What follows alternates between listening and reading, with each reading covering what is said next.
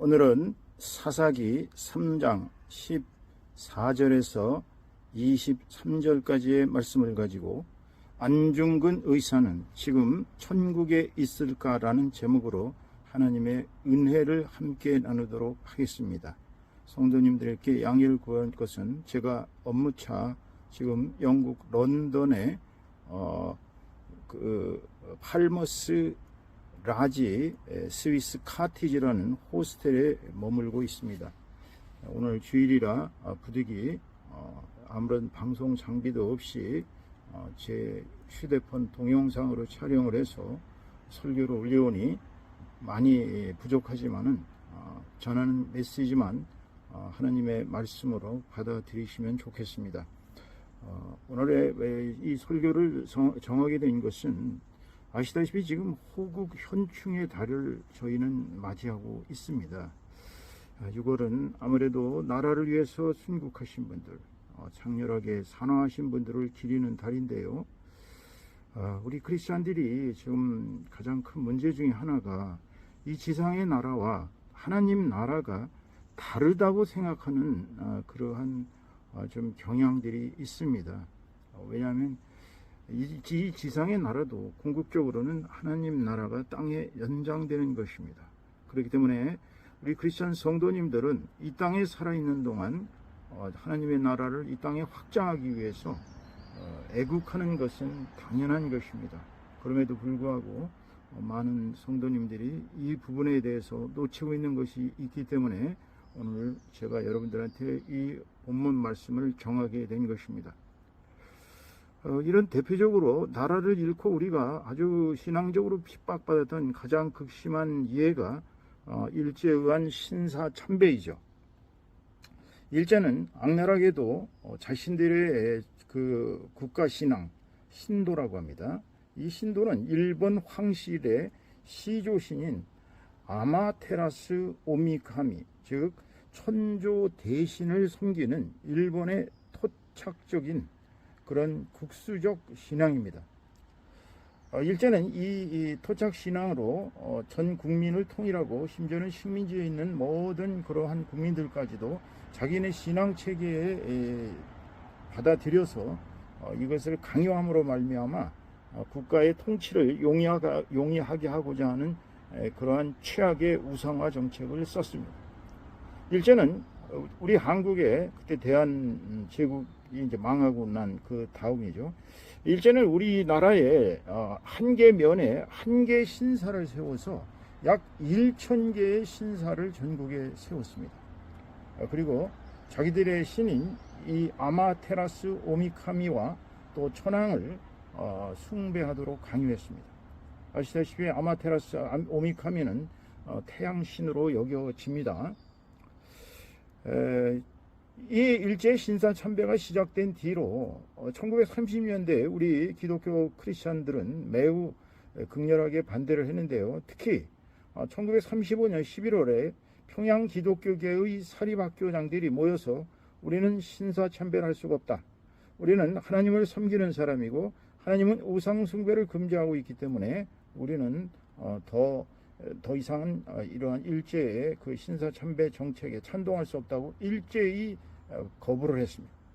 그러자 일제 당국은 더욱 강경하게 나감으로 말미암아 학교를 폐쇄하고 그리고 이제 신사 참배 안 하는 학교들은 문도 열지 못하게 그렇게 막았습니다.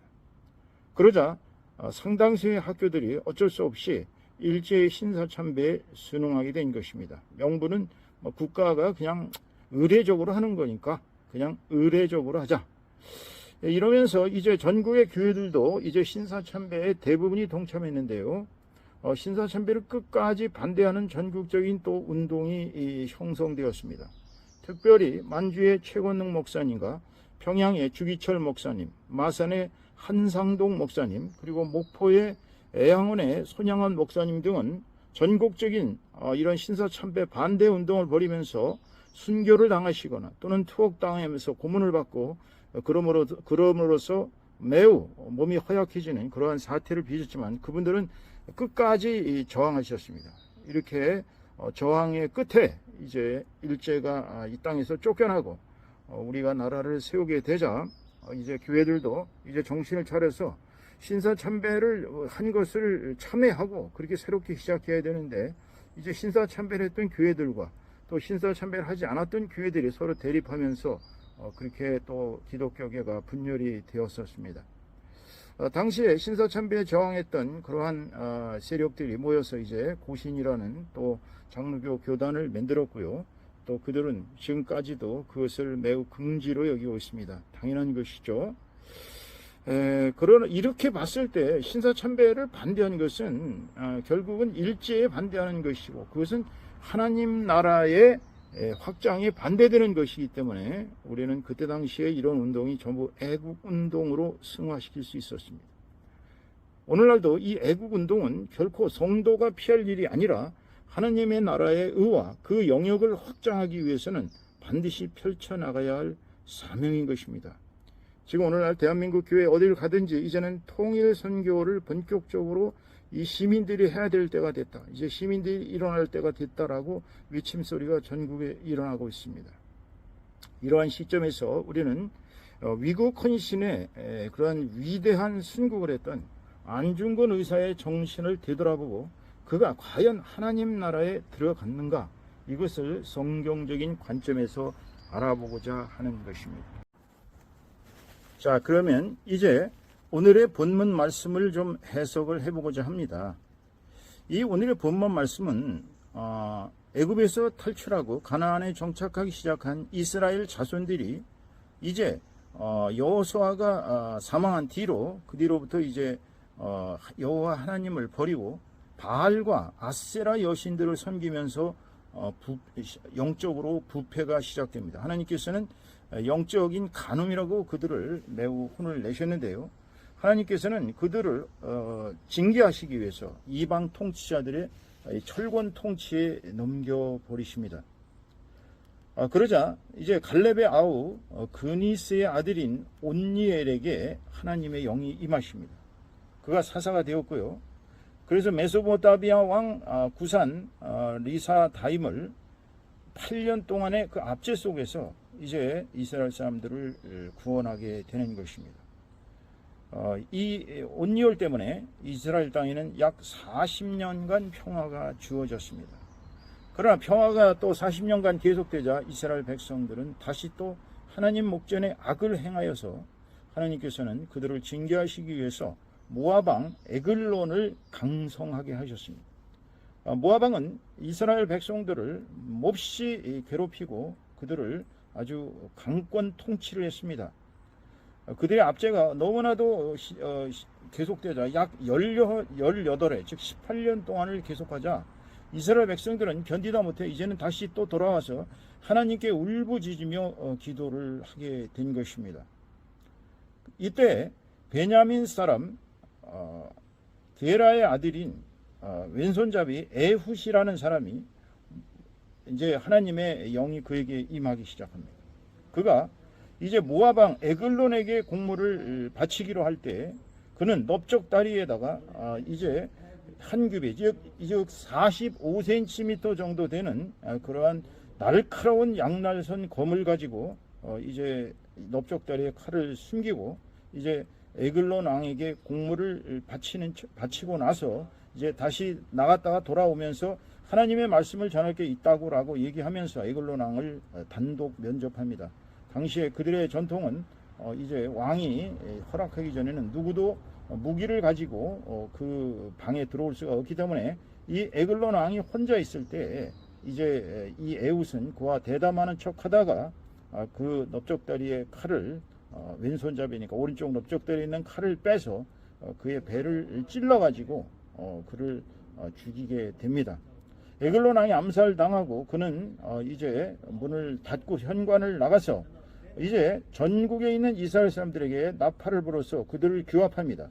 그래서 모압과 전쟁을 일으키는데요. 모압 사람들 약 장사 10,000명이 죽습니다. 10,000명이면 엄청난 숫자의 대군인데 그들이 몰살당하자 이제 모압은 이제 물러나게 되고 이제 그 땅에는 약 80년의 평화를 가져오게 되는 것입니다. 그렇다면 에훗은 여기서 우리가 살인자라고 정의해야 됩니까? 물론 그는 십계명을 어긴 살인자는 맞습니다. 그러나 그는 지금 지옥에 있을까요? 그렇지만 성경을 살펴볼 때 에웃의 모압왕 에글론을 살해한 이것은 정당하고 의로운 행위로 하나님께서 그에게 능력을 주시고 그를 칭찬하시고 그는 당연히 천국에 있다고 저는 확신하고 있습니다. 자, 그러면 우리는 이제 안중근 의사의 의거를 성경적으로 한번 고찰해 보도록 하겠습니다. 안중근 의사는 대한민국 사람이라면 모르는 사람이 없을 정도로 아주 위대한 영웅으로 칭송받고 있습니다. 그분은 1879년에 태어나 1910년에 순교했고 천주교인으로서 세례명은 도마입니다. 여기서 우리는 안중근 의사가 죽인 이토 히로부미, 우리는 그냥 한국 표현으로 이등 방문으로 표현하겠습니다. 이등 방문은 조선이라는 5000년 문화 대국을 오직 혀로서 무력을 쓰지 아니하고 혀로서 정복한 일본의 최대의 영웅이었습니다. 그래서 지금 일본의 그 지표에 보면은 이등 방문의 초상화가 실려 있습니다. 그에 대한 일본인들의 숭배는 대단한 것이죠. 그렇지만 이 침략의 원흉 이등 방문을 안중근은 1909년 10월 26일 하얼빈역에서 2발의 실탄으로 그의 복부를 명중시키고 나머지 4발까지도 주변에 있던 고위 관리들을 일본 관리들을 사살한 당시의 독립운동 사상 최대의 쾌거를 이룩한 것입니다. 그런데 안중근 의사는 왜 이등 방문을 죽여야 했을까요? 독실한 천주교 신자이며 기도와 수도 생활에 힘쓰던 안중근 의사가 이등 방문을 죽인 이유가 밝혀져 있습니다.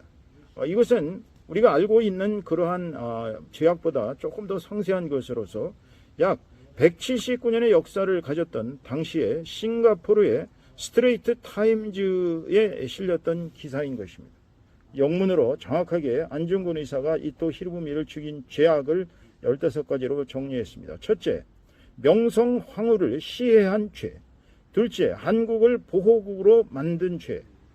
셋째, 정미 7조약을 강제로 체결한 죄. 넷째, 고종 황제를 폐위시킨 죄.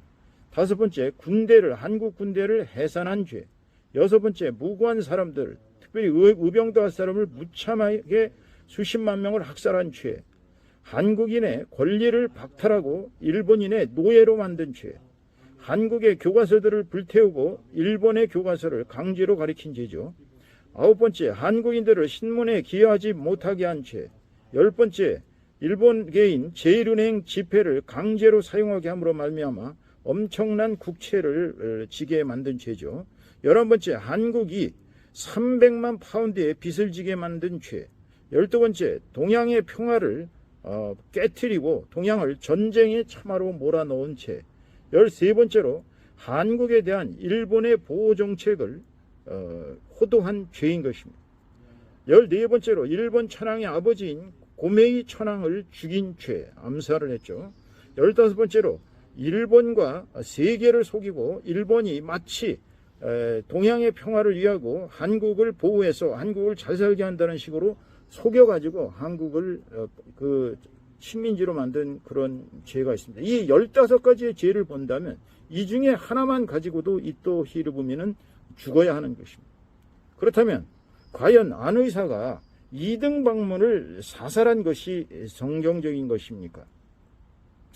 우리는 오늘의 성경 말씀을 봐서 하나님께서 에웃을 들어 에글론왕, 모압의 에글론왕을 죽였던 것처럼 하나님께서는 동양 평화의 원수이자 동양의 수많은 사람들을 희생시킨 악랄한 2등 방문을 안중근 의사를 통하여 그렇게 사살한 것으로 여겨집니다. 그의 응분의 죄값을 받은 것이죠. 그렇기 때문에 성경적으로 봤을 때 우리는 안중근 의사를 그렇게 살인자라, 십계명을 어긴 살인자라고 보고 그를 폄훼해서는 아니 되는 것입니다. 하지만 당시에 가톨릭의 한국 주교인 미텔과 선교사들은 안중근 의사에게 욕을 퍼붓고 그를 즉각 파문했다고 전해집니다. 사실 안중근 의사는 독실한 천주교 신자였는데요. 그의 의거는 사실 천주교에서 주장하는 하고 있지만은 그렇지 않아도 그는 아주 깊은 신앙의 발로로 보여지는 것입니다. 우리는 그 사실을 어떻게 할 수 있냐면요. 우선 예화를 하나 들어보겠습니다. 안 의사가 어머니 조 마리아 여사에게 올린 옥중 편지에 이렇게 기록되어 있습니다. 어머님 전상서 예수를 찬미합니다. 이 세상의 일이야말로 모두 주님의 명령에 달려 있으니 중략하고 분도는 장차 신부가 되게 길러주시기를 바라오며 훗날에도 잊지 마시고 천주께 바치는 몸이 되도록 키워주소서. 중략.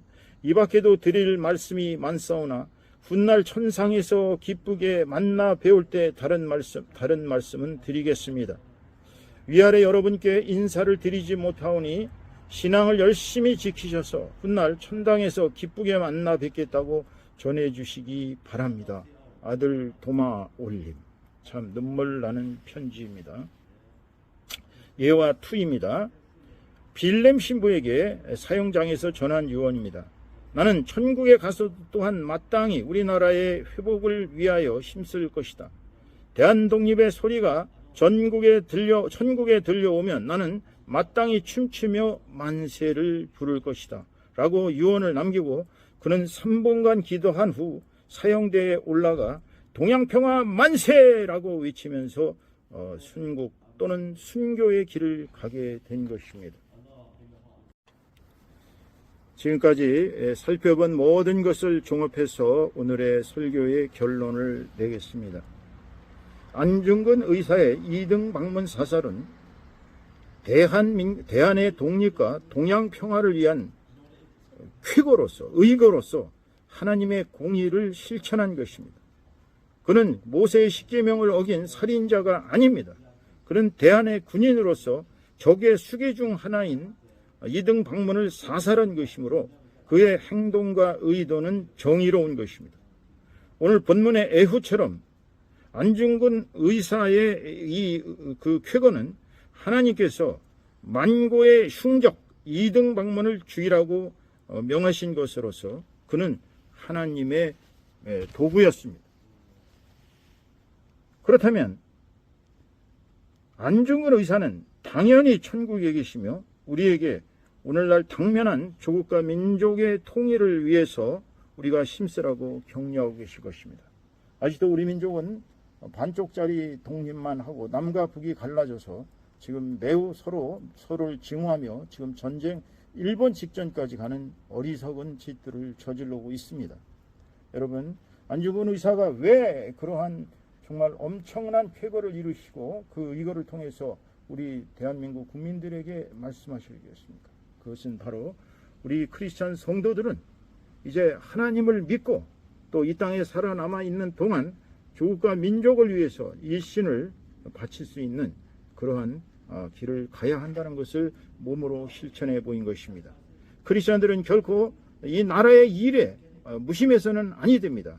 더욱더 이 사회의 모든 현상에 깊이 개입하고 특히나 잘못되어가는 이 조국의 모든 현실을 바로잡아서 안 의사가 남기신 그 위대한 정신을 다시 한번 실천함으로써 하루빨리 조국 통일의 그날이 오기를 주님의 이름으로 기원합니다.